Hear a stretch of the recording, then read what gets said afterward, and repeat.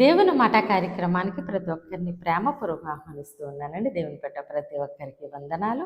ప్రతిరోజు కూడా మనము దేవునితో సహవాసం చేయడం వల్ల, ప్రార్థన చేయటం వల్ల దేవునికి మన పట్ల ఆయన చిత్తం ఏమైందో ఆయన మనతో కళల ద్వారా, దర్శనాల ద్వారా, వాక్యంలో వచ్చి మాట్లాడబోతూ ఉన్నారు. కాబట్టి మనము దేవునితో సహవాసం చేద్దామండి. ఆయన చిత్తం ఏమిటో మనము తెలుసుకుందాము. అలానే మన యొక్క ఛానల్ సిస్లత యూట్యూబ్ ఛానల్ని ఇంకా ఎవరైతే సబ్స్క్రైబ్ చేసుకోలేదో వాళ్ళు సబ్స్క్రైబ్ చేసుకోండి, లైక్ చేయండి, షేర్ చేయండి. అదేవిధంగా మీ యొక్క ప్రేయర్ రిక్వెస్ట్ని కామెంట్ రూపంలో తెలియచేయండి. దేవుడు ఈరోజు మన కొరకు సిద్ధపరిచిన ఆయన శ్రేష్టమైన వాగ్దానం చూద్దామండి. నిర్గమకాండము 3వ అధ్యాయము 8వ వచనము 2వ భాగంగా మనము చూద్దామండి. పాలు తేనెలు ప్రవహించు దేశమునకు వారిని నడిపించుటకును దిగివచ్చి ఉన్నాను. ఆమేన్. దేవుడు ఈరోజు మనతో మాట్లాడుచున్న ఆయన మంచి మాట, వారిని నడిపించుటకును దిగివచ్చి ఉన్నాను. ఆమేన్.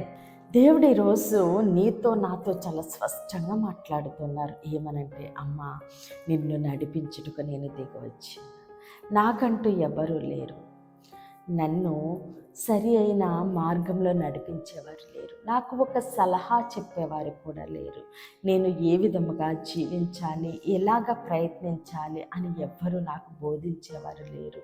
నేను ఒంటరిగా ఉన్నానని ఆలోచిస్తూ ఉండగా దేవుడు నీతోనే మాట్లాడుతున్నారమ్మా, నీతోనే మాట్లాడుతున్నారు. నా కుమారుడా, నేను నిన్ను నడిపించుటకు దిగి వచ్చున్నాను. ఎక్కడికంటే సమృద్ధి గల స్థలానికి నేను నిన్ను నడిపించబోతున్నాను. పాలు తేనెలు ప్రవహించు దేశమునకు నడిపించుటకు నేను దిగి వచ్చి ఉన్నాను అంటున్నారు దేవుడు.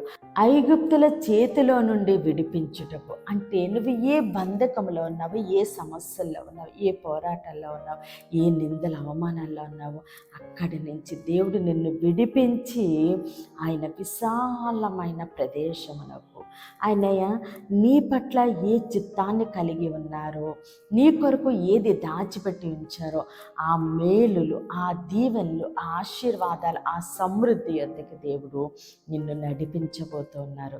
కాబట్టి నాకంటూ ఎవరూ లేరని, నేను ఒంటరి దానినని, నేను ఒంటరి వాడినని అనుకోవద్దు. కానీ నాకు నా దేవుడు ఉన్నాడు, నా దేవుడు తప్పక నన్ను నడిపిస్తాడు.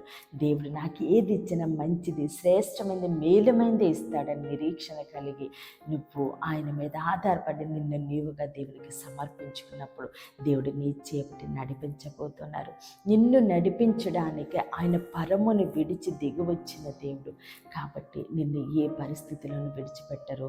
నిన్ను సమృద్ధి గల స్థలానికి దేవుడు నడిపిస్తూ ఉండగా సమస్త ఘనత, మహిమ, ప్రభావాలు మనము దేవునికే చెల్లిందామండి.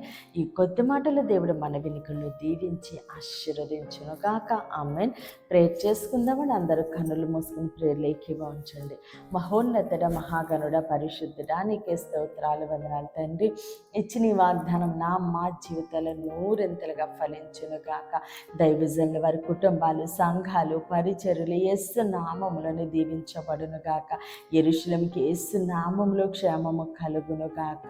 ఈరోజు పుట్టినరోజు, పెళ్లి రోజు జరుపుకున్న ప్రతి ఒక్కరికి సంవత్సరం ఒక ఆశీర్వాదకరముగా ఉండును గాక. అనారోగ్యంతో ఉన్న బిడ్డలకి యేసునామములో సంపూర్ణ స్వస్థత, విడుదల కలుగునుగాక. వివాహాలు కావలసిన బిడ్డలకి యేసునామములో ఘనమైన వివాహములు జరుగునుగాక.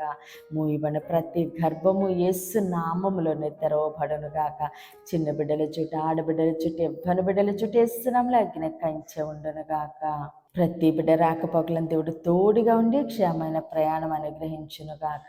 పంటలు పండిస్తున్న ప్రతి రైతుని దేవుడు దీవించి ఆశీర్వదించునుగాక. దేవుని మాట అనే పరిచర్యలో పాలుభాగస్తులై భారము కలిగి ప్రార్థన చేయుచున్న ప్రతి ఒక్కరిని దేవుడు బహుగా దీవించి ఆశీర్వదించునుగాక. ఆమేన్, ఆమేన్, ఆమేన్. దేవుడు మిమ్మల్ని, మీ కుటుంబాన్ని దీవించి ఆశీర్వదించునుగాక. ఆమేన్. ఆదరించు మాట, బలపరచు మాట, విడుదలిచ్చు మాట, స్వస్థపరచు మాట, దేవుని